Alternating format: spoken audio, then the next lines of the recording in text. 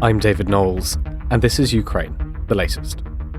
Today, we bring you the latest news from across Ukraine, and we have a special report from Francis Dearnley. Francis has been on the road for the podcast, travelling across Europe from D-Day commemorations in France to Germany with the charity Ukraine Focus. Bravery takes you through the most unimaginable hardships to finally reward you with victory. If we give President Zelensky the tools, the Ukrainians will finish the job. Slava Ukraini! Nobody's gonna break us. We're strong. We're Ukrainians. It's Friday the 28th of June, 2 years and 130 days since the full-scale invasion began. And today I'm joined by our associate editor, Nicholls. I started by asking Dom for the latest news from Ukraine.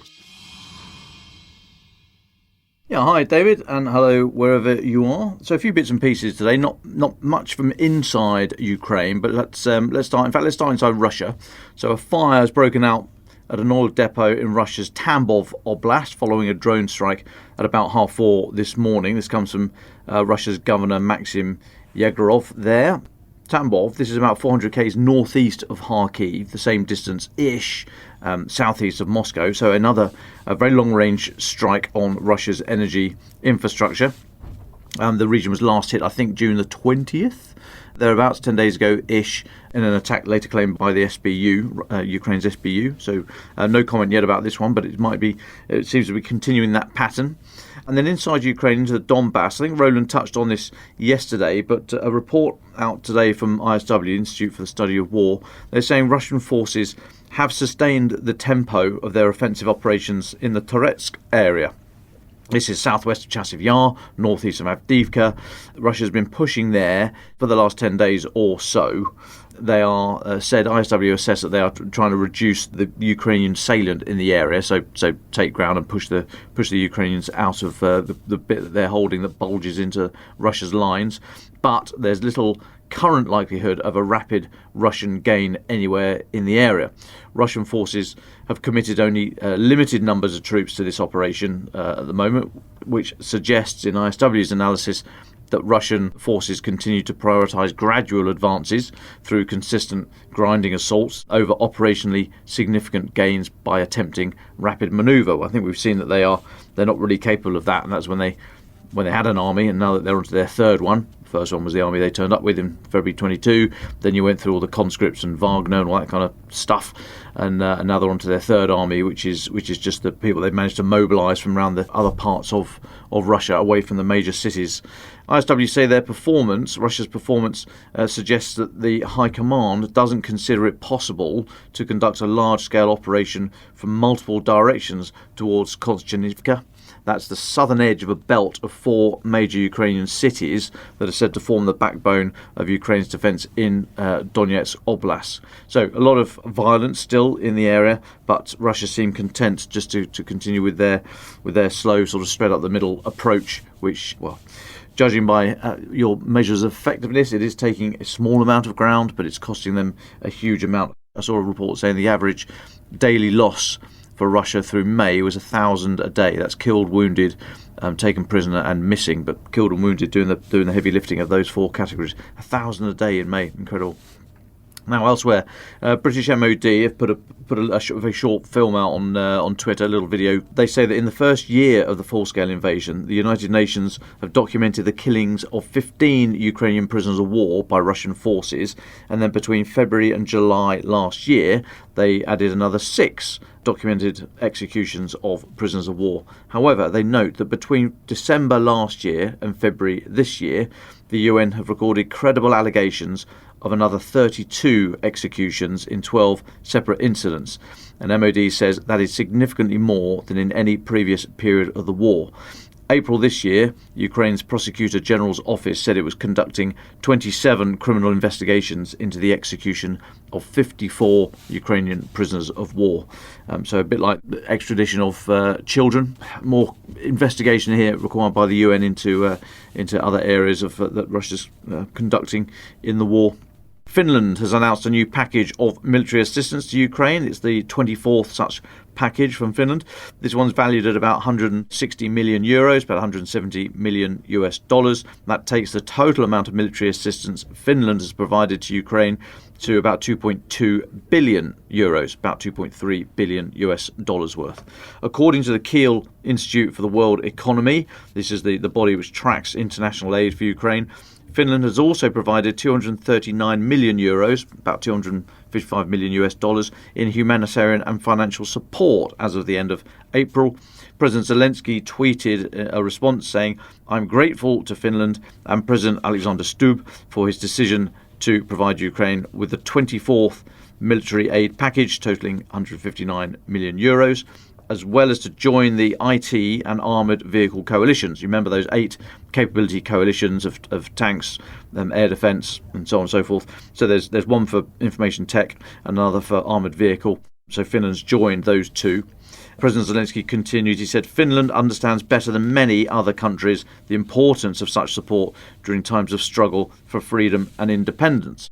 Now, a couple more on the international front. Let's go over to France. Marine Le Pen has promised to overrule President Emmanuel Macron on sending troops to Ukraine should her National Rally party form a government after the upcoming elections. I think the first round is on Sunday. 2 different dates for the elections. First one I think is Sunday. In a forthright interview in yesterday's Le Telegram, Ms Le Pen said, "Chief of the Armed Forces for the President is an honorary title, since it is the Prime Minister who holds the purse strings." Now, Jordan Bardella is the National Rally choice to become Prime Minister if the party gets a majority in the parliamentary elections. Ms Le Pen said, "Jordan has no intention of picking a fight with Mr Macron, but he has set red lines on Ukraine. The President will not be able to send troops." Now, a lot of comment about that. Has she misinterpreted the French Constitution? Article 15 of which states, "The President of the Republic shall be Commander-in-Chief of the Armed Forces. He shall preside over the higher national defence councils and committees," and that point was seized on by Mr Macron's Armed Forces Minister. Sébastien Lecornu said Ms Le Pen's claim of her Prime Minister, if they win the elections, being able to decide what happens, Sébastien Lecornu said that it was provably untrue. He said the Constitution is not honorary, as in for the President. Anyway, so that will rumble on, no doubt. And then finally into the States, and last night's head-to-head debate between Donald Trump and Joe Biden. In that, there wasn't not an awful lot of foreign policy discussed in it, but Donald Trump did say Russia's terms of keeping Ukrainian land that it's occupied are not acceptable in any future peace negotiation. As I say, the debate last night, Biden is widely judged to have performed poorly. He was mumbling his words, letting sentences trail off. Many commentators have said the performance cast doubt on his candidacy now, and there have been reports that some major Democratic Party donors or Democrat Party donors are said to have turned on him and urging him to step aside, suggesting, for example, California's Gavin Newsom or Michigan Governor Gretchen Whitmer as potential replacements. Now, during the debate, Donald Trump was asked twice, "Are Putin's terms acceptable to you, even the territory of Ukraine?" To which he said, "No, they're not acceptable." Now, he repeated his line that the full-scale invasion wouldn't have happened under his presidency, and he criticised the support the Biden administration has given Ukraine. But if you remember, Putin recently said that for any peace talks to begin, Ukraine must withdraw from the entire territory of its 4 regions, the 4 eastern oblasts, east and south, that are currently under partial occupation by Russia, i.e. they'd get more ground than they've currently got. Yeah, this was immediately completely dismissed by President Zelensky. And it's interesting, there was a note by Kaja Kallas, Estonia's Prime Minister, and set to be the next head of the European Union Foreign Policy branch.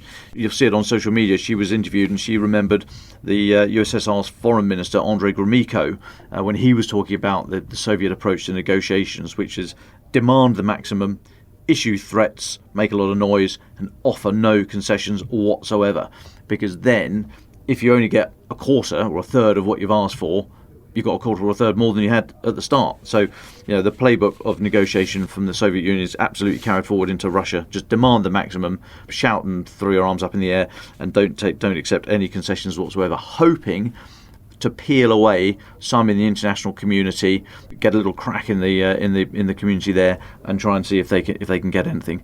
But interesting that Donald Trump made that comment. Whether it means anything, because he might say something completely different tomorrow, we shall see. But I thought it was interesting he made that comment anyway, in what was otherwise a pretty uninspiring debate. David. Thank you so much, Dom. Now, to end the week, we have a special report from our assistant comment editor, Francis Dearnley. Presented by Francis, it was edited and produced by Giles Gear, Phil Atkins, and Rachel Porter. Over to Francis.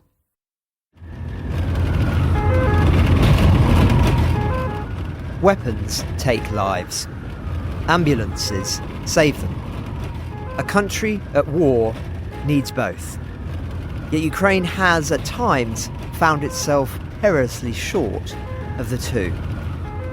As such, earlier this month I joined a convoy of over 40 donated emergency vehicles for the start of an epic journey across Europe as they were driven to the front lines of Ukraine. Sourced by the American non-profit Ukraine Focus, each vehicle will save hundreds of Ukrainian soldiers' lives every month. Starting in Normandy, France, and overlapping, as you'll hear, with the 80th anniversary of D-Day, I joined the team as it prepared to drive hundreds of miles through the rolling chateau-peppered fields of rural France towards the brooding mountains of Bavaria, Germany. En route, you'll hear from the organisers and volunteers, from President Biden at Omaha Beach, and from members of the Ukrainian diaspora in a German beer hall. You'll hear about the forgotten American volunteers of the First World War, and you'll hear reflections on undertaking such a trip as the world saluted the last living veterans who liberated Western Europe. Whoa.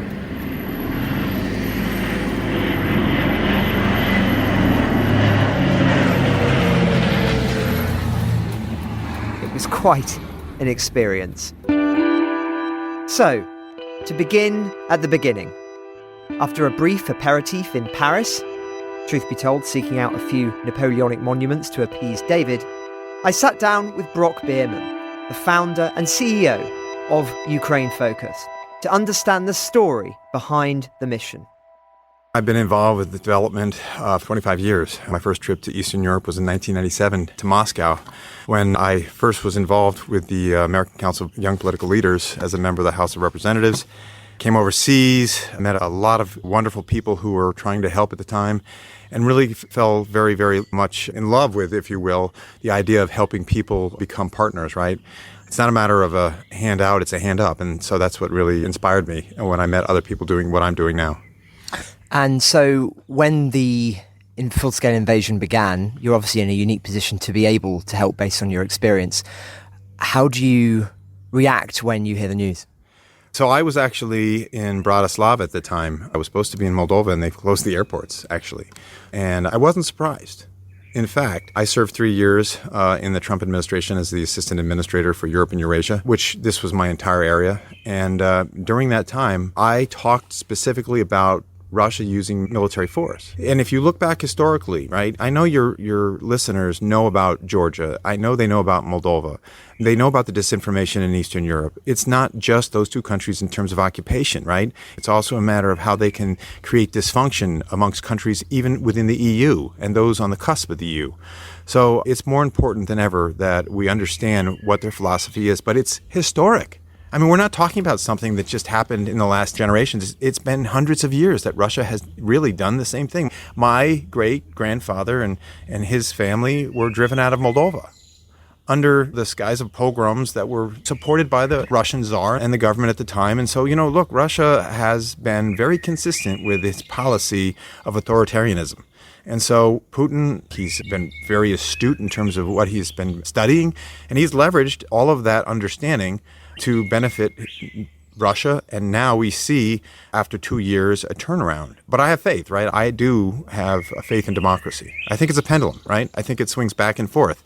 I think the pendulum has gone one way and now it's coming back the other, and we'll see positive results because ultimately democracy is the best government that mankind has been able to achieve. And the invasion begins and you, as I say, are in a unique position to help, and you're responding to the war in this way. Why ambulances?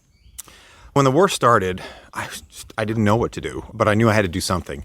And so first thing I did was call some friends, and I did a very under-the-radar visit and drove 2,000 miles with my friend Dima and his wife, and they took me around in like an old Lada, right? And we talked to everyone from mayors to teachers to janitors, you name it. We talked to everybody, volunteers, IDPs, and time after time, it came back to ambulances. We need ambulances. There's a crisis with ambulances. They save 250 lives every month. They're being destroyed on the front lines because of the fact that they're breaking down or they're being stolen or they're being targeted. And you mentioned there just how many lives these ambulances can save. Can you just talk about the feedback you've had and how many ambulances that you've already brought over there? So we've already brought 171 over. We have 50 on this mission. And so at the end of the day, we're going to have 221 delivered. We can always use ambulances. There's no question about it. I'm always looking for used ambulances, even if they're not in the greatest condition. If we can get them fixed and we can send them over there. Look, the Ukrainians don't want new ambulances. That's the feedback I'm getting directly because they just don't last that long for a host of reasons I just mentioned. But number two is that they can fix them. And they've got people on staff that get these things going. And because of the crisis, they've got teams of people who fix them on the spot. So they'll take them in any condition. In fact, I have one demining unit say, just roll it in. We don't even care if it's running. So look, this is where we are with ambulances. But at the end of the day, the ambulances are saving 250 lives a month. And you think about 50 times that, and over a course of several months, we're talking tens of thousands of lives. And so I went home and I thought about history, and I thought about the American Field Service delivering ambulances to France during the First World War, and I thought that was a great model. Scott Krasker is an expert on the history of the American Field Service and chairman of Ukraine Focus. One evening, as we prepared the vehicles for the long drive ahead, I had the opportunity to talk to him about the historical origins of the initiative that inspired today's mission.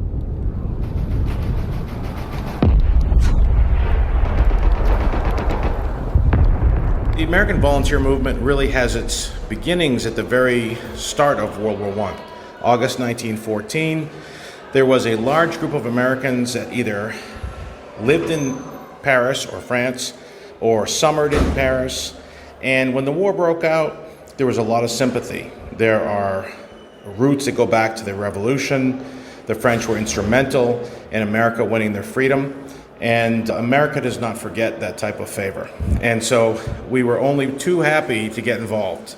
All walks of life, rich people, poor people, from cab drivers to sons of what would today be billionaires, all wanted to get involved from the very first day. The American Ambulance Hospital in Paris, which had been in existence since the 1870s, became a hot spot for volunteers. People just showed up, any walk of life. What can I do? Can I change a bedpan? Can I change a sheet? Do you have nursing ability? Yes, we'll take nurses, we'll take doctors. And then that grew into the ambulance service, which so many people know about today. And it began with the French saying, look, we don't really need people who are going to go to the front lines. What we can accept from you are people that will drive from the train stations, where thousands of French soldiers were showing up almost daily in terrible condition. And without the Americans, they would sit on the platforms for 6, 8, 10 hours with almost no medical treatment. So it was essential that they get these soldiers from the train stations to the hospitals. We did an excellent job at that. And the French said, we think we could use some of you to help us evacuate frontline positions. So there was an experimental group of units that were created. They did exceptionally well. The French were thrilled. And this became the American Ambulance Field Service, which later evolved to become the American Field Service. And of course, there were numerous people in there that are notables. People like E.E. Cummings in the Norton Hargis Ambulance Service, people like Alan Seeger in the French Foreign Legion, and a myriad of others, Julian Green, Malcolm Cowley, real notables in literature, art, Waldo Pierce, the famous artist who became one of Ernest Hemingway's best friends, all people deeply involved in the American volunteer movement. And they were extremely successful. The American Field Service fielded over 2,500 drivers. Norton Hargis fielded over 1,000 drivers. And so the ambulance movement itself was essential in building support for the American participation in World War I. We had a policy of strict neutrality during 1914, 15, 16. That all changed after the volunteers got involved. The success that the Lafayette Escadrille had, the Lafayette Flying Corps, and the American Field Service created a sympathy that America not only should be involved, but absolutely needed to be involved. That's really interesting. And of course, you mentioned there the prominent Americans. Ernest Hemingway's one, Farewell to Arms, describes in a fictionalized form some of the experience, which will probably be most familiar to some listeners. Although, of course, as you mentioned, Alan Seeger, a poet who has also left a huge imprint on First World War poetry. I find it fascinating you talking about this leaving a cultural imprint that then led the way for America to be able to come into the war. To what extent at that time during the First World War was America aware of figures like them? I know Hemingway obviously very much later, but that this was happening. Was it something that came later, their legacy and everything else, or was it something that people were really acutely aware of in the United States at the time? The newspapers made sure to cover these Americans. These Americans were threatened with loss of citizenship. They faced real loss of life. The government was very against this. So this is a small group of people that said, we're going to buck the system. We're going to do what we think is right. And that's what they did. And ultimately, America came around. I mean, America is on the right side of a lot of things, but the Civil War had been so devastating for the population where both sides that were being killed, they were all Americans. Spanish-American War was not great. The Philippine insurrection, America was tired of war, and they looked at World War I as the European war. It was not something that we need to be involved with. President Wilson ran on keeping America out of the war. And so this group of several thousand people really changed the course of American involvement. We have obviously Germany declaring unrestricted submarine warfare. We have the sinking of the Lusitania. We have the Zimmerman telegram. So there's other factors involved too. But these Americans, they were young, they were charismatic, they put their pictures in the papers, and people said, geez, maybe we should be involved with this. The American Field Service itself really became a different organization. After World War I, they had a large amount of cash left over. And they said, what can we do with this? Well, what they ended up doing was creating the American Field Service that people who were alive, growing up in the 50s, 60s, 70s, 80s, knew as the Foreign Exchange Student Program.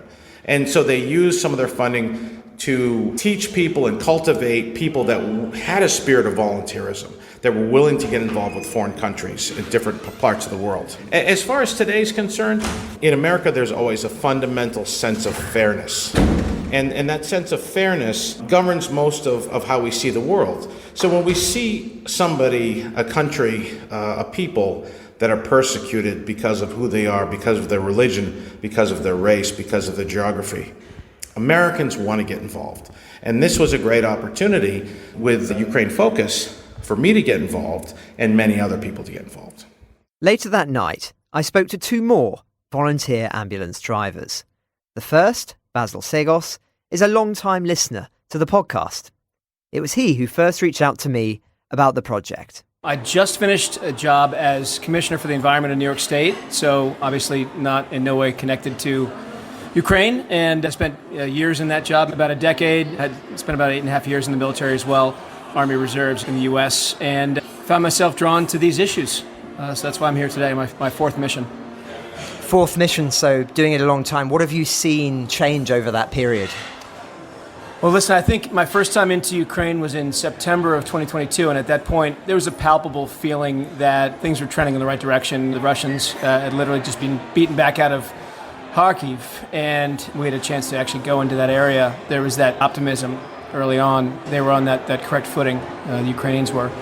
I think the ensuing two missions that we did, March of 23 and then again in November 23, you could sense the wind shifting a little bit, some of the momentum waning, and of course that all got held up in international disputes about humanitarian and military aid. So you could feel it on the ground. Obviously we all feel it in the States. We feel it here in Europe, but hoping that the action that the U.S. government has taken recently will help to shift the pendulum back. You very kindly mentioned that you're a listener there, and you and I have liaised offline, well, for the best part of a year and a half or so, I would say, and so it's a privilege to finally meet you in person. You mentioned the the value of this war and the importance of supporting Ukraine for America.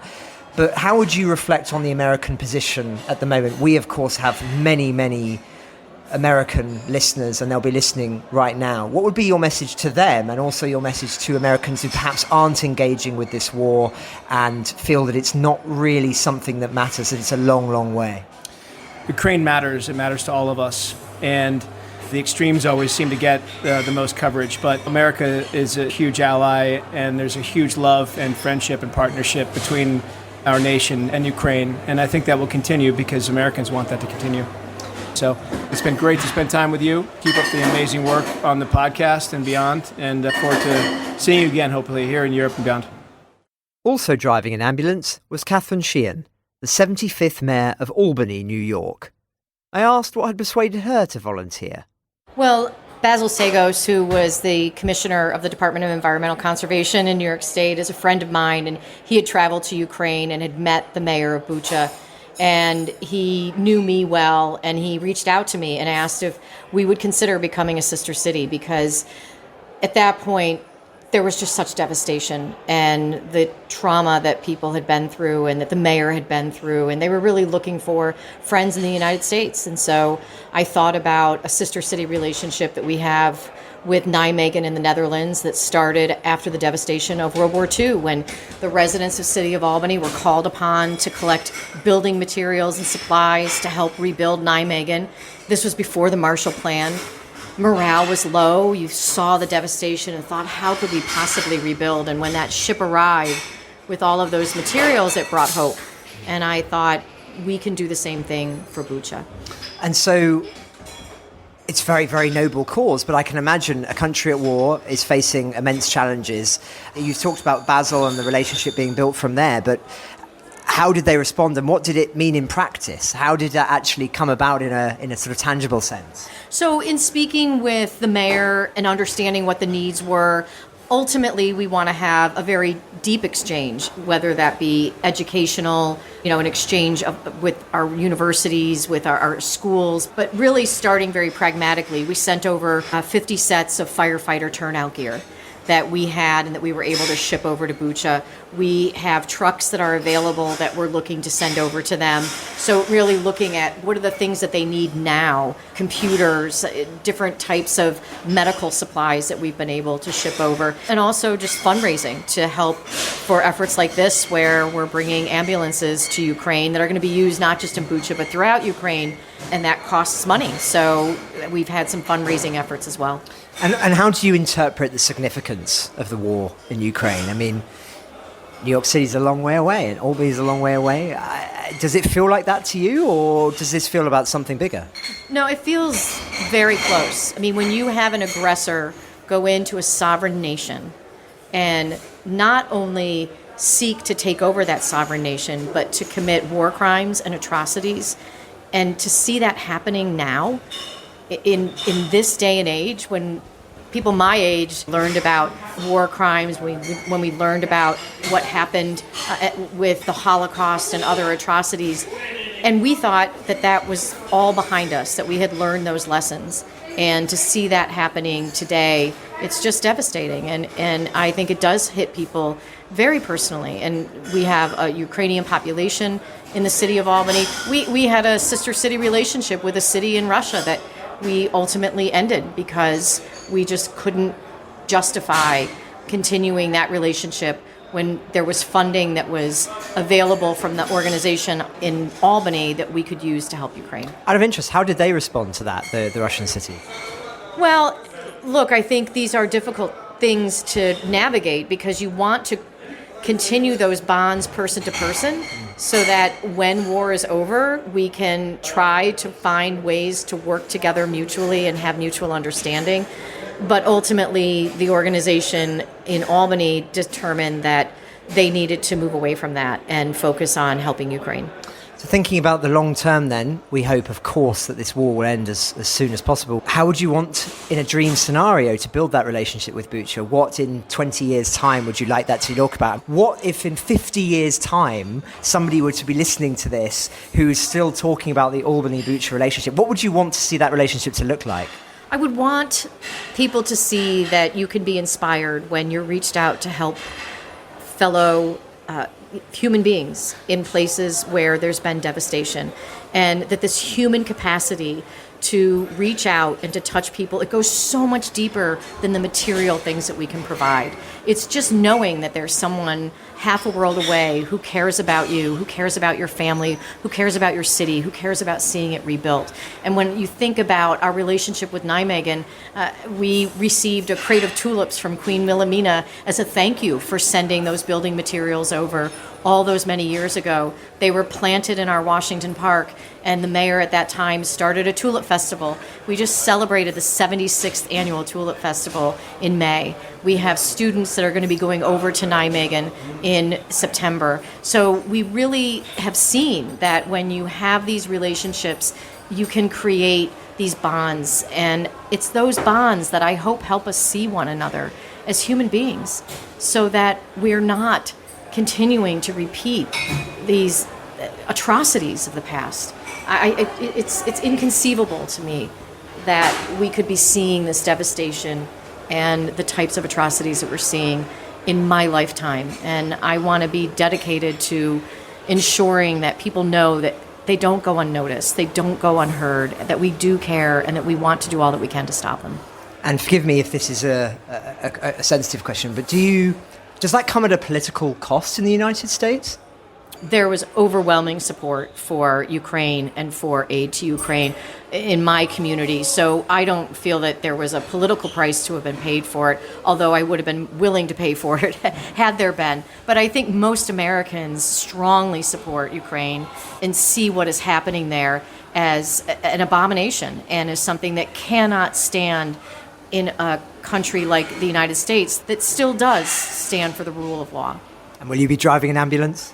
I believe that I will be, and I look forward to it. Look, this is about making sure that we're doing all that we can to help fellow human beings who have been attacked and who have had their sovereign nation invaded.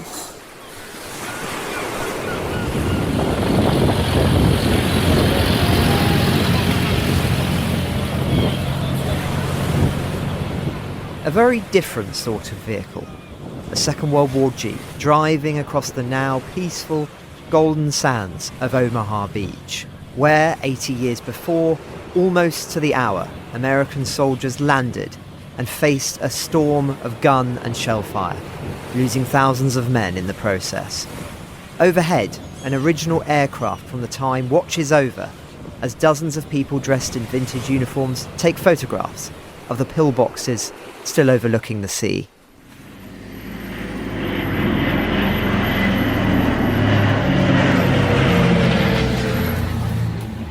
The anniversary of D-Day was, as you'll have heard from our episodes at the time, a highly poignant experience.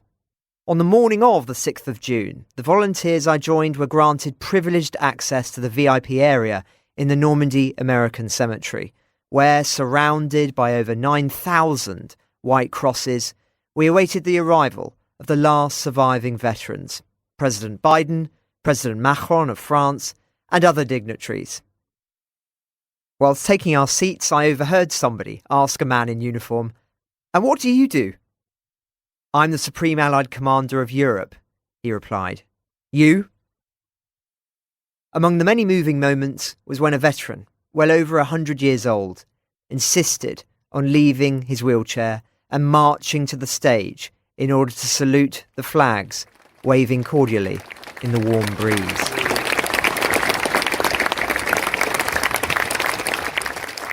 Then, to much fanfare, Biden and Macron arrived and gave their speeches.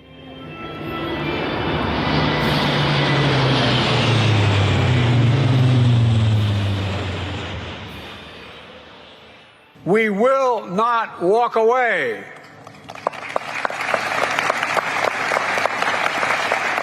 Because if we do, Ukraine will be subjugated, and it will not end there. Ukraine's neighbors will be threatened. All of Europe will be threatened.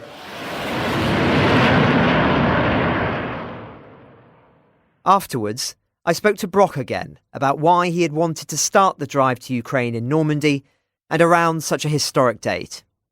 So listen, my favorite author, David McCullough, who was an author in the United States who wrote a lot about history, who passed last year, was a good friend of mine. And he said to me, he said, Brock, you can't chart a path to the future without getting a sense of the past. And that's why Normandy.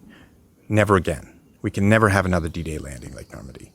But we also have to understand that allies made D-Day successful. And so that's, again, one of the reasons why we chose Normandy. Normandy was successful because a group of nations came together to support the effort to defeat totalitarianism and authoritarianism and dictators and evil. And so that's why we started in Normandy and we're driving across Europe. Clearly, our mission is to get the ambulances to Ukraine, but the bottom line is this. Sending out that message as we drive through France, through Germany, through Austria, through Slovakia into Ukraine is a convoy of hope. And meeting Ukrainian diaspora along the way. Yes, of course. And making sure they know we're with them and that we understand the importance of alliance. And finally, I would say to make sure that we never forget those people, those soldiers who gave their lives, who were buried around us in Normandy, who understood that their lives were less important than democracy and freedom of choice, liberty, and justice. And the coin. Oh, and the coin, of course. So I've got tons of volunteers that give hundreds, thousands of hours. I had a coin, a challenge coin, which is a historic sign of support of democracy that started in World War I. We developed a challenge coin made of a World War II American half-track that saw action in Normandy. A friend of mine gave me a plate that was about 3 feet by 1.5 feet, and we drilled holes in it, and we polished it up, and then we engraved that this is the D-Day Normandy, and we put a picture of the half-track, and we put a picture of a Buhanka, which is an old Soviet ambulance, which is what they're using still on the front lines, amazingly enough, because it's, again, resources they have. But we had it made into coins, and I present it to the volunteers, and I present it to the people who are supporting us, because I think it's a symbol that they can remember this mission, remember the participation, and understand the importance of what we're all trying to accomplish. I asked Basil, too, for his reflections on being in Normandy for the mission.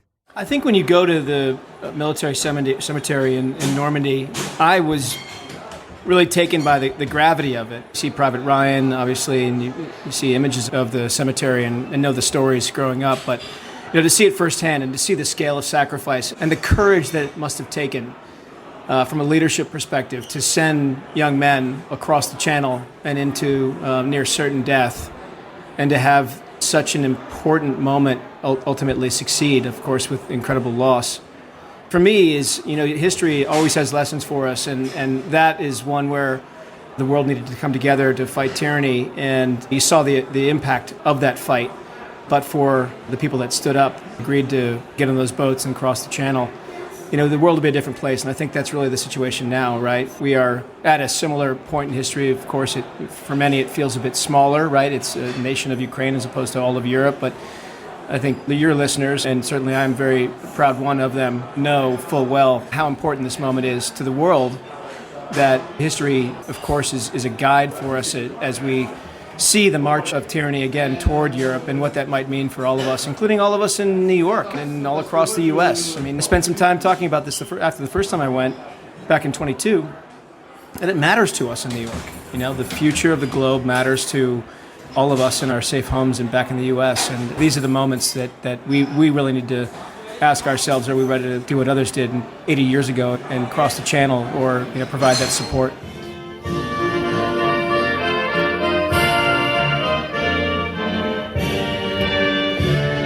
Before leaving for Ukraine, a special ceremony took place on Utah Beach, where, as you just heard, the Ukrainian national anthem was played and the ambulances blessed by the chaplain of the 101st Airborne Division, whose soldiers famously landed nearby during the invasion. The mayor of the local area, whose father was there when the battle took place, had insisted that the Ukrainian flag be flown above the beach that morning before we left, alongside those flags of the Allied nations who'd landed on Utah.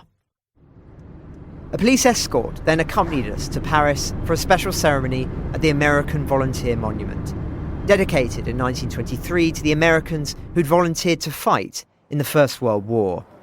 Featuring a bronze statue inspired by the soldier poet Alan Seeger, author of I Have a Rendezvous with Death, his name is alongside 23 others killed fighting for the French Foreign Legion.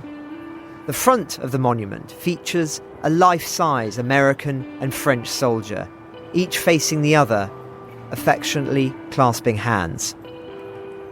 Scott gave a few words about the history of the field service. Then we laid the Ukrainian flag that had flown above Utah at the feet of the monument, where the volunteers signed their names. Afterwards, I talked to Oksana Barchuk, one of the core team involved in the project, for her story. So I was born in Ukraine in a small village, and at the age of 20 years old, I left Ukraine and moved to the United States. At this point, it's been 18 years since I've been living in the United States and enjoying my life. However, when the war started in Ukraine, I just felt the obligation that I have to do something. So I quit my job and I joined the nonprofit organization that right now goes to Ukraine almost every 6 or 7 weeks. And we deliver all kinds of humanitarian aid. So what is my story? My story is that as a Ukrainian, it doesn't matter where you are. It doesn't matter what kind of job you have. When your country is literally on fire, it's your moral duty and obligation to do something, to take action. So my motto right now is passion and noble intention and action. Joining the NGO, Ukraine Focus at this moment, the work we've done for the past 2 years is probably the most meaningful work I've ever done, because I know we help those people who not only do the right thing, but they actually protect freedom and democracy for all of the free people of the world. I know our country is on fire literally, but what I'm proud of is that Ukrainians, as never before, united. And here overseas, being an immigrant, I saw that even Americans have no connection to Ukraine. They would just go and support Ukraine, which sends a strong message, is that Ukrainians are not alone, and that's the message we need to hear as the country to keep going. And you talked about the responsibility, the moral responsibility that, as well as people in the collective West, in America and elsewhere, but also Ukrainians have as well, to defend their homeland regardless of where they are. Do you feel that Ukrainians everywhere internationally have answered that call? Absolutely. Everybody got together, started supporting Ukraine from overseas. And even people overseas, like in Canada or United States or Great Britain, they saw how Ukrainians got together and they wanted to support them. They would wear the lapel pins and they would say, yes, I'm American, but I'm Ukrainian too, because I'm so proud of you. When one country attacks another and want to take your freedom, when a person comes to your house and want to take it over or destroy it or destroy you, what do?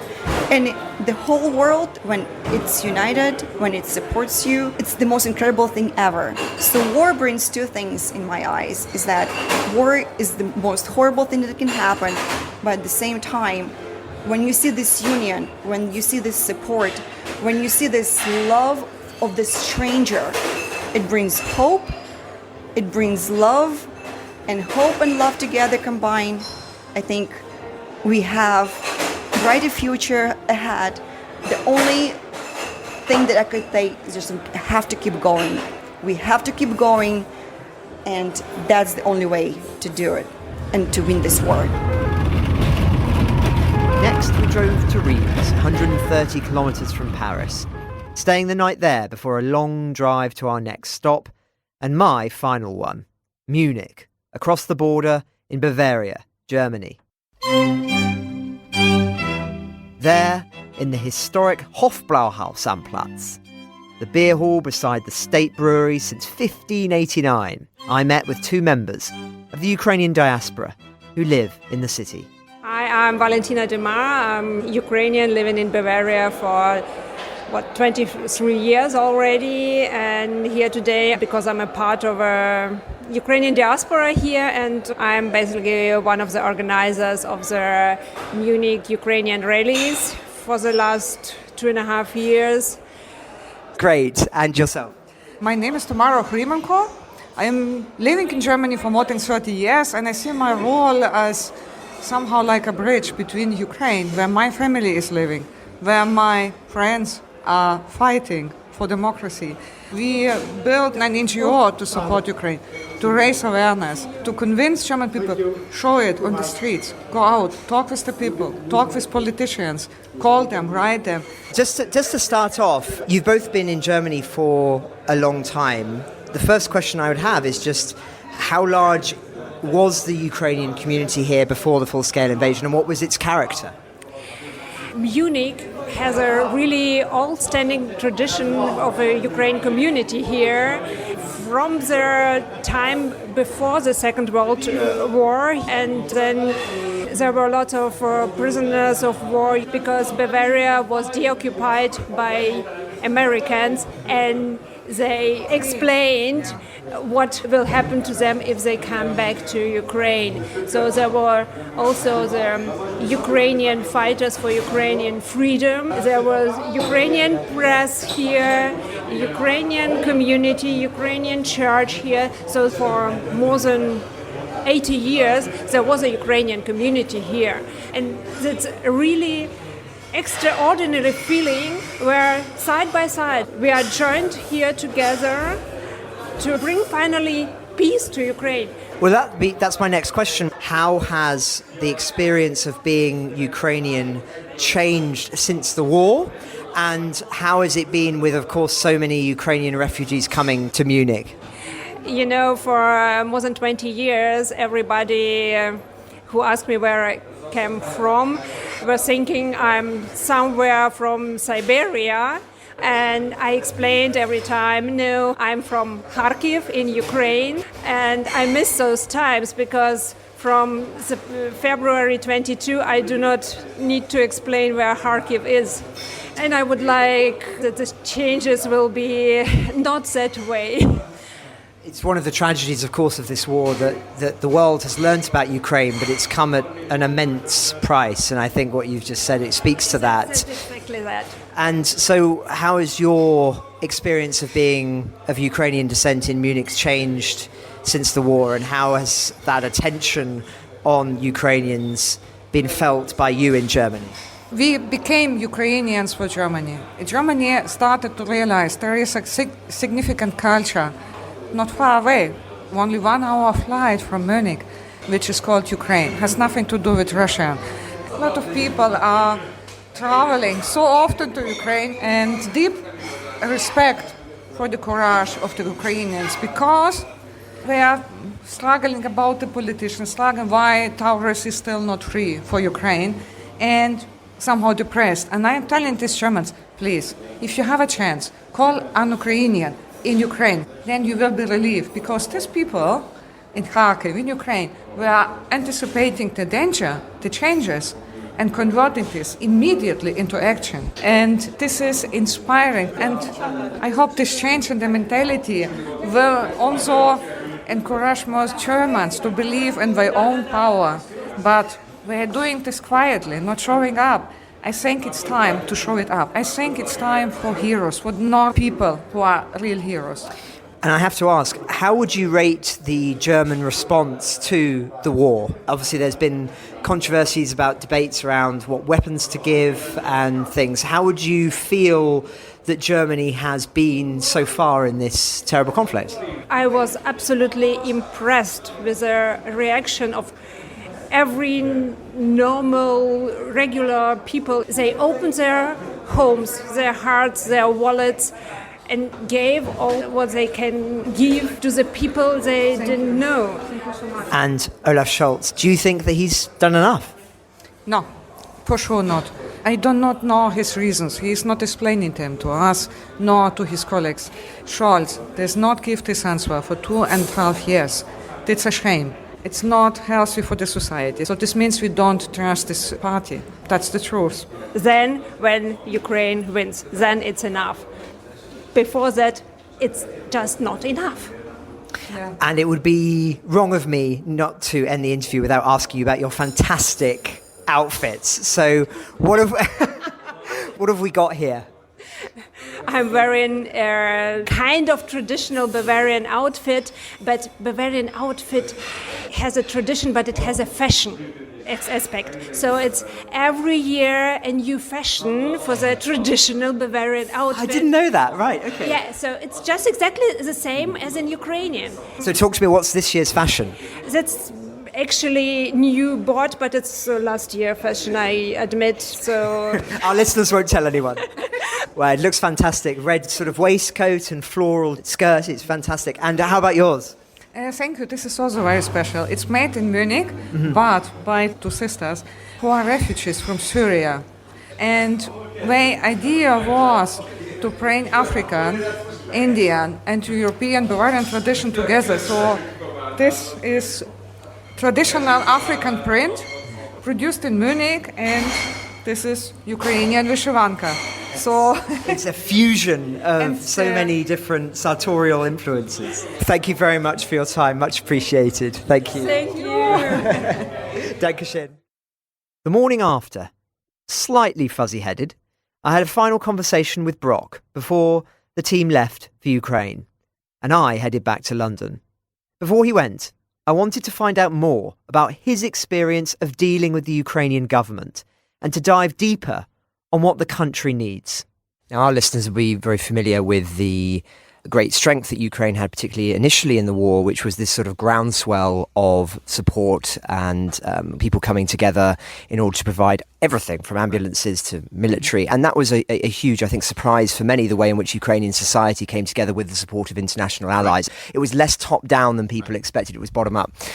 I'm interested, first of all, in your experiences of being involved in that bottom-up process and now reflecting on it, where perhaps we're in a different phase of the war where top-down is actually what's more required.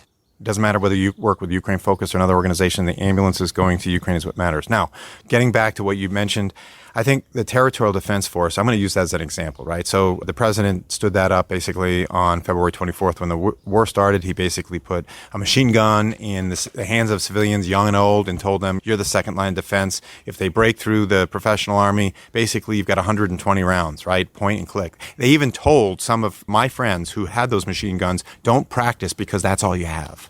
I can't even imagine what that would be like. But in that regard, when they put those people together and created that, if you will, community defense force, right? Very much like, if you will, the militias that served during the Revolutionary War in America, right? People coming together from their community, run by leaders from their community to protect their communities. And that is something that I thought was very heroic and deserves support. And that's who we work with. We work mostly over the last 2 years with the Territorial Defense because they are the men and women, young and old, who are giving of themselves, never having served before, never even having held a weapon. And now they're, after 2 years, on the front lines, dying for the country, and they understand what's at risk, and they understand their place in history as patriots.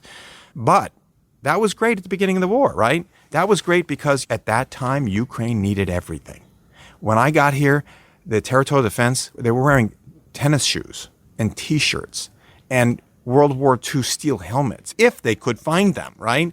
It was a melee. So when we first started, we were providing the Territorial Defense Force with all sorts of equipment that they needed. They just didn't have that. Now they have that, right?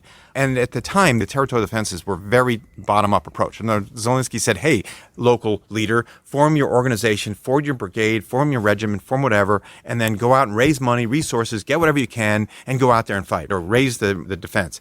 And so that was great. And they did, and America responded. And all of these resources were sent through, if you will, a call for help at the bottom-up approach. But after 2 years, you have to know where the resources are going because they're running out of the resources. So now it's more important to have a top-down approach that has a communication strategy that involves every layer, if you will, of government. You've got to involve the federal government, the state government, the local government, the village government. I mean, it doesn't matter what level, right? Everybody has to be talking to one another.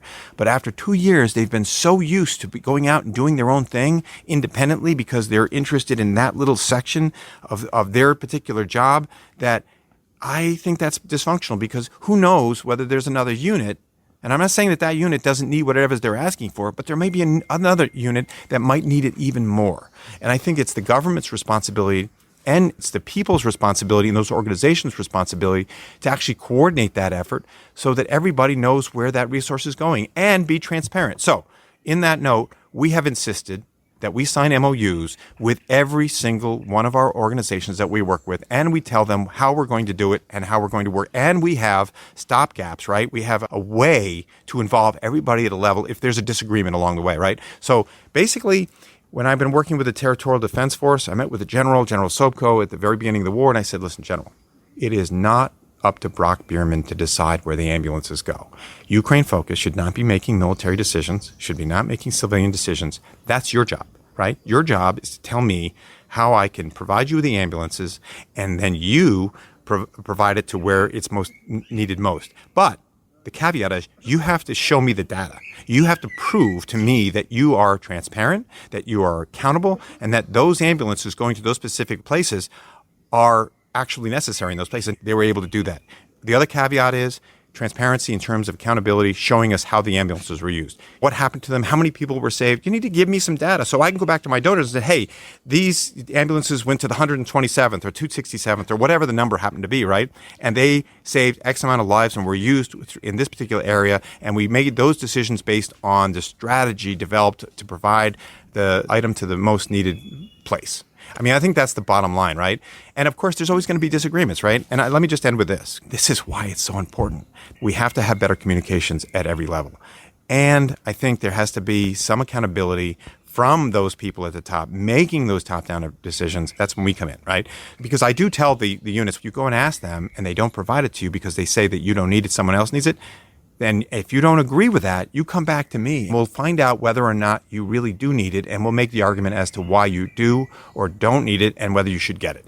And so far, whenever I have had those conversations, the general has said, you know, you're right, Brock, that unit does need that. Go ahead and work directly with them. We're not even going to get involved. You just work with whatever that unit is that asked them. And so he gives me the independence, or the Ministry of Health or whomever our partner happens to be, the independence to work at the local level.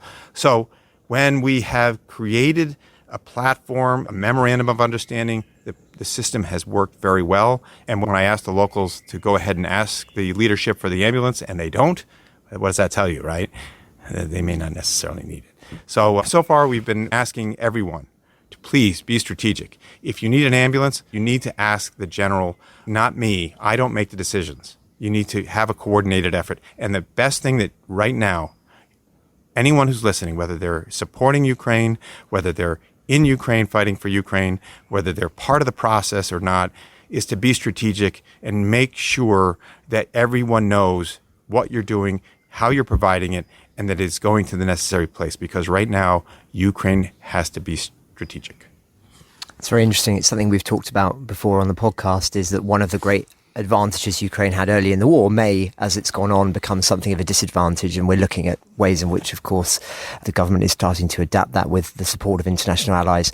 And just finally, Brock, we'll have many listeners around the world, in the United States, in Europe, in Britain, all over. How can they best help you? Because I'm sure that many of them are listening and thinking, well, of course, there's donations as part of it, but there's also, maybe they know about ambulances. What do you need from the world? Look, if your local fire department has an ambulance they want to give away, we'll figure out how to get it here. If you're in the United States, it's a little bit more complicated. But at the end of the day, we've been shipping ambulances over from the U.S. And we've been working with DHL, who've been fabulous to get these things over here. And we've had a lot of team effort. But again, we can always use unexpired medical equipment to put into the ambulances. Look, I need people too, right? I need drivers. But I also can't afford to pay drivers. They have to be volunteers, and they really need to be self-sufficient. They need to be able to take care of their own accommodations. Along the way, they need to help me raise money for the ambulances that they're driving. They need to be part of the team.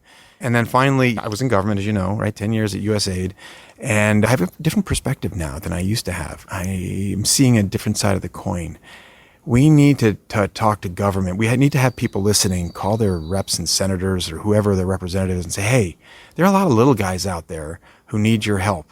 Make it easier for the little guys to get resources. I mean, if I only had a few extra $100,000 a year, oh my gosh, I could conquer the world. I mean, seriously, I'm not asking for millions. If I just had a couple of $100,000 to hire people, and I'm not expecting a volunteer to work as much as we work 7 days a week, 24 hours a day. I'm never going to ask someone to not get compensated for that. We need to hire professional staff to be able to accomplish what we're doing.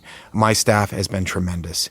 I'm very, very fortunate. I'm standing on their shoulders right now, but I need resources. And even if there's another organization out there that can lend me a body, that can give Ukraine Focus a person dedicated to a specific task, that would be great. But at the end of the day, of course, money, it does come down to money, and we need some resources because, we're paying about anywhere between $6,500 and $11,000 per ambulance. That's just for the ambulance. That's in count of delivery and any issues that we have with it. But maybe there's a mechanic out there too. It would come with us on the trips. Or maybe there's a garage out there somewhere in Europe where we could coordinate assistance. If I had a network of garages in Europe that could on the spot help me get these ambulances, look, I expected that we would lose some on the way, right? You can't drive as many miles as we have without having issues. They're used ambulances. They're not brand new. And that's fine. But at the end of the day, I could use some garages to help me do some work. That's it, really. I mean, thank you very much for coming, right? I mean, this is a lot of time that you spent out there, and we really appreciate you looking at everything, not just coming out and doing an interview, but seeing the nuts and bolts of how these organizations work, because we're not very much unlike a lot of the organizations that are out there doing this. Originally, 45 ambulances were meant to leave Normandy. In the end, purely by chance, it was 44, mirroring the year of D-Day. 41, I learned later, crossed the Ukrainian border. Miraculously, only a handful broke down en route. The leftover vehicles, and any others Ukraine Focus acquire, will make a similar trip in August. I'm very grateful to Brock, Scott, Oksana, and the whole team I got to know over the course of that week. If you listening at home are interested in donating an ambulance or volunteering to drive, they've asked me to let you know that you can contact Ukraine Focus at info@ukrainefocus.org or via their website, listed in the show notes. But as Scott put it to me when I asked him for his message to listeners, I would like to say that to be a volunteer doesn't require driving an ambulance. It doesn't require giving $10,000. It requires doing something, not nothing. I don't care if it's giving $1. I don't care if it's giving used clothing. I don't care if it's giving some time. I don't care if it's writing publicity for some of these organizations, spreading the word, inviting people to speak. But to be complacent is to add to the suffering of these people. And that final thought feels an appropriate place to end.